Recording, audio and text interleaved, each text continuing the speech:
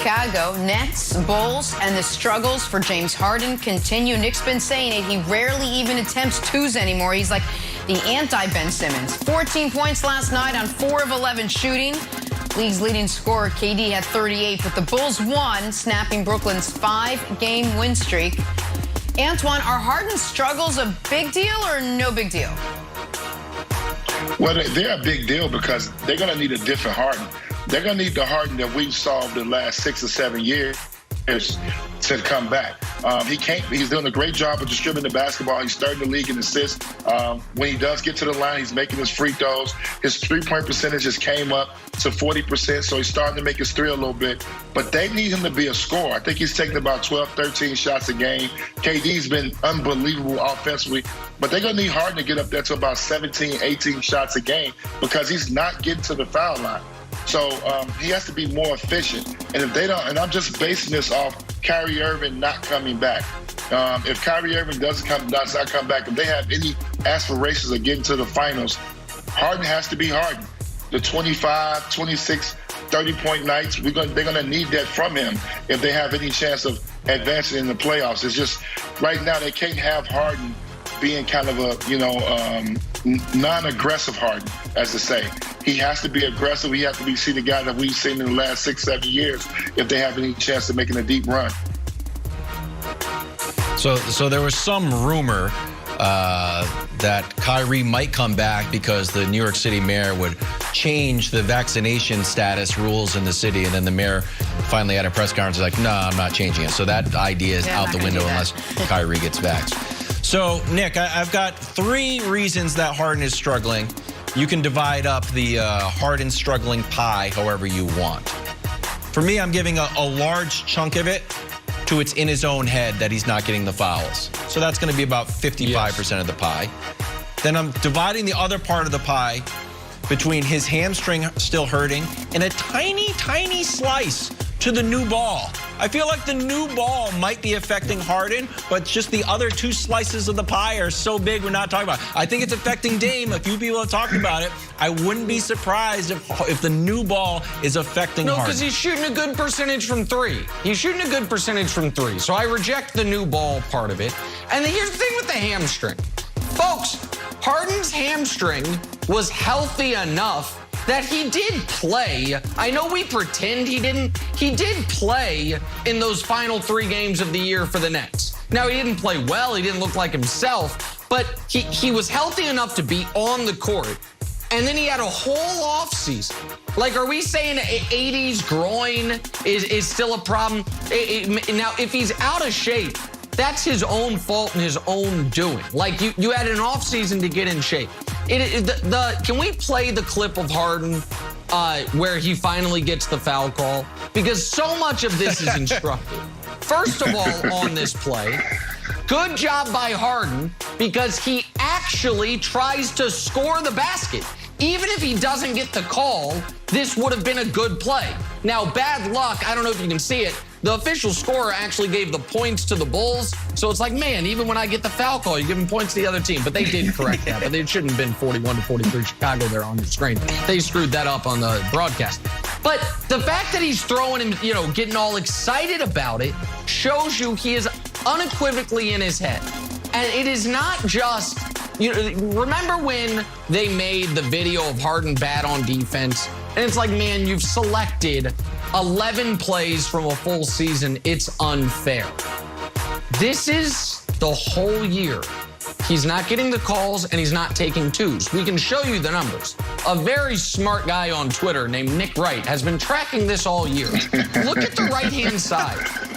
Aside from that Raptors game, the guy is making 2-point field goals the whole game. He's not taking them. He's not making them. And he's not getting to the line. And Antoine, we just talked about Russ needing to be better. And Russ, I feel like, Undisputed talks about it all the time. What a problem he's been. Russ and Harden, they used to play together. They both won MVPs. Can we show their season numbers? Because they're the same. Field goal percentage, Harden is worse. They're number 1 and 2 in the league in turnovers. They're both 18, 8, and 8. The difference is this. theoretically, the Lakers at one point only need Russ to be their third best guy. The Nets need Harden to be their second best guy with a bullet. Aldridge has actually been pretty good. Millsap is cooked. Blake might be cooked. Patty Mills, after hitting 50% of his threes, 65% of his threes first 4 games, has come back down to earth. And all of a sudden, Antoine, I think it's extra concerning for Brooklyn how well KD is playing. KD has been the MVP. KD and Steph are the 2 top MVP candidates by a mile. And the Nets are mediocre. This was a close game last night in the 4th quarter, and they lost by 20 points because they got blown out at the end. They're just getting nothing out of Harden, Antoine. Yeah, and that's why they got blown out last night, just to add to that.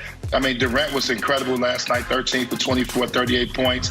But Harden has to be aggressive. And he has to figure out that, listen, I'm not going to get the fouls call. I have to be aggressive, take more shots, more 2-point shots. The 3-point shot looks fine, looks like he's got his legs back under him, and get more aggressive on the offensive end. And he's done that. But to me, Nick, that's about coaching. That's about guys getting into the film session. We're talking about the elite players in this league. These things shouldn't last that long. They should be able to figure that out. It's still very early in the season. I'm not going to put a lot on it, but we cannot continue to have these conversations. 25, 30. Shooting night off the bench, 7 of 10 from DP at 29. Russ triple-doubled, and the Lakers beat the Hornets in overtime. But, Nick, what did we learn about the Lakers last night? Well, they almost had, if you didn't stay up late to watch this, this was almost an egregious loss. They were up 14 in the 4th. They were up 11 with 4 minutes left, and they damn near lost. And Antoine, they really almost lost because at the very end of regulation, when AD misses the 3 tied with the game tied, Russ commits a impossibly bad foul with 1 second left, and they got away with it because the Hornets had just called timeout. So the Lakers are not good right now. They are far too Carmelo Anthony reliant, and they cannot close out games without LeBron James. I mean, they blew a lead against OKC. They blew another lead against OKC. They tried to blow a lead against the Hornets. So listen, they needed a win, and the Hornets are a decent team, so you'll take that win. Obviously, AD was excellent, but I think LeBron is going to play 60 games this regular season, would be my guess. I think that would be smart. I think they're going to be every nick and bruise. They're going to give him an extra week.